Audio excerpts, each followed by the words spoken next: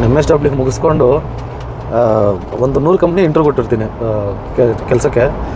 ಎಲ್ಲ ಹತ್ರ ಫ್ರೆಷರ್ ಅಂತ ಎಲ್ಲಿಯೂ ಕೆಲಸ ಸಿಗಲಿಲ್ಲ. ಒಂದೊಂದು ಹತ್ರ ನಾನೇ ಚೆನ್ನಾಗಿ ಪರ್ಫಾರ್ಮ್ ಮಾಡಿಲ್ಲ, ಯಾಕಂದರೆ ಫ್ರೆಷರ್ ಅಲ್ವಾ, ಅವ್ರು ಕೇಳೋ ಕ್ವಶನ್ ನನ್ನ ಹತ್ರ ಆನ್ಸರ್ಗಳು ಇರ್ತಾ ಇರಲಿಲ್ಲ. ಸೊ ಆಯಿತು, ಒಂದು 8 ಮಂತ್ಸು ಕೆಲಸ ಸಿಗಲಿಲ್ಲ, 6-7 ಮಂತ್ಸ್ ಕೆಲಸ ಸಿಗಲಿಲ್ಲ. ಆಮೇಲೆ ನಮ್ಮಣ್ಣ L&T ಫೈನಾನ್ಸಲ್ಲಿ ಕಲೆಕ್ಷನ್ ಏಜೆಂಟ್ ಜಾಬ್ಗೆ ಸೇರಿಸ್ದ. Salary 11,155 rupees take home salary, ESI PF ಎಲ್ಲ ಕಟ್ಟಾಗಿ. ಕೆಲಸ ಏನಂದರೆ ಫೀಲ್ಡ್ ಮೇಲೆ ಹೋಗಿ ಯಾರು EMI ಬೌನ್ಸ್ಗಳು ಮಾಡ್ಕೊಂಡಿರ್ತಾರೆ ಅವ್ರಿಗೆ ಫೋನ್ಗಳು ಮಾಡಿಕೊಂಡು ಅವ್ರ ಹತ್ರ EMI ಕಲೆಕ್ಷನ್ ಮಾಡ್ಕೊಬೇಕು. ಅಂದರೆ ಇವಾಗಿರೋ ಈ ಬಜಾಜ್ ಫೈನಾನ್ಸು ಈ ಥರ ಎಲ್ಲ ಅಲ್ಲ. ನಾವೆಲ್ಲ ತುಂಬ ಸಾಫ್ಟಾಗಿ ಸರ್ ಈ ಥರ ಇದೆ ಅಂತ ರಿಕ್ವೆಸ್ಟ್ ಮಾಡಿಕೊಂಡು, ಇವಾಗ ಕೆಲವ್ರಿಗೆ ಸೀಸ್ ಆಗಿಬಿಡುತ್ತೆ ನಿಮ್ಮ ವೆಹಿಕಲ್ಲು ಅದು ಇದು ಅಂತ ಹೇಳ್ಕೊಂಡು, ಅಂದರೆ ಯಾರ ಹತ್ರ ಯಾವ ಥರ ಟ್ಯಾಕಲ್ ಮಾಡಬೇಕು ಆ ಥರ ಟ್ಯಾಕಲ್ ಮಾಡಿಕೊಂಡು ಅಲ್ಟಿಮೇಟ್ಲಿ ಕಲೆಕ್ಷನ್ ಮಾಡಬೇಕಾಯ್ತು ದುಡ್ಡು. ಇದು ನಮ್ಮ ರೆಸ್ಪಾನ್ಸಿಬಿಲಿಟಿ.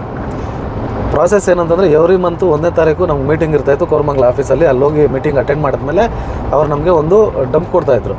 ಅದರಲ್ಲಿ ಒಂದು 400-500 ಕಸ್ಟಮರ್ ಇರ್ತಾಯಿದ್ರು. ಎಲ್ಲ ಡಿಫಾಲ್ಟ್ರ್ಗಳೇ. ಡಿಫಾಲ್ಟ್ರ್ ಅಂದರೆ ಒಂದು EMIಯಿಂದ ಹಿಡಿದು 10 ವರ್ಷದ್ದು 5 ವರ್ಷದ ಪೆಂಡಿಂಗ್ ಕೂಡ ಇರ್ತಾಯಿತ್ತು. ನನ್ನ ಏರಿಯಾ ಬಂದು ಹೊಸಕೋಟೆ KR ಪುರಮ್ಮು.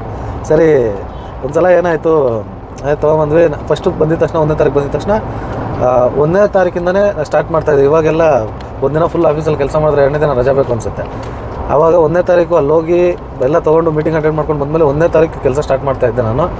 ಅವ್ರಿಗೆ ಟೆಲಿಕಾಲಿಂಗ್ ಮಾಡಿಕೊಂಡು ಇದರಲ್ಲಿ ನೋಡಿ 11,155 ರೂಪಾಯಲ್ಲಿ ಪೆಟ್ರೋಲ್ ನಮ್ಮದೇ, ಫೋನ್ ಬಿಲ್ ನಮ್ಮದೇ, ಊಟ ನಮ್ಮದೇ, ಎಲ್ಲ ನಮ್ಮದೇ. ಅದು ಅವ್ರೇನು ಕೊಡ್ತಾಯಿರಲಿಲ್ಲ.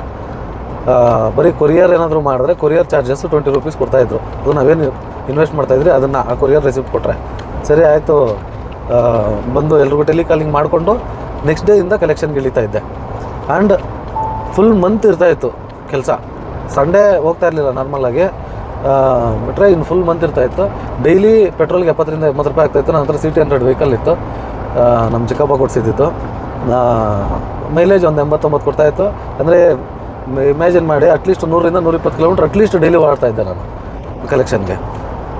ಸರಿ, ಒಂದು ಸಲ ಏನಾಯಿತು, ಈ ಕಾರ್ಮೆಲ್ ರಾಮ್ ರೋಡ್ ಹತ್ರ ಒಂದು ಕಸ್ಟಮರು, ನನ್ನ ಬೆಂಗಳೂರು ಅಡ್ರೆಸ್ಗಳು ಸರಿಯಾಗಿ ಗೊತ್ತಿಲ್ಲ, ಸರಿ ಅಲ್ಲಿಗೆ ಫೋನ್ ಮಾಡಿದೆ. ಅವರು ಪಿಕ್ ಮಾಡ್ತಾನೆ ಇಲ್ಲ. ನಾನು ಮಾಡಿದ್ರೆ ಚೆನ್ನಾಗೇ ಮಾಡ್ಬೇಕು ಕೆಲಸ, ಒಂದು ಕಸ್ಟಮರ್ನು ಟಚ್ ಮಾಡದೆ ಬಿಡಬಾರ್ದು ಅಂತ. ಅವ್ರು ಕೊಡ್ತಾರೋ ಇಲ್ಲೋ ಅಲ್ಲಿ ನಾನು ವಿಸಿಟ್ ಆಗಬೇಕು, ಅಲ್ಲಿ ಟ್ರೈ ಮಾಡಬೇಕು.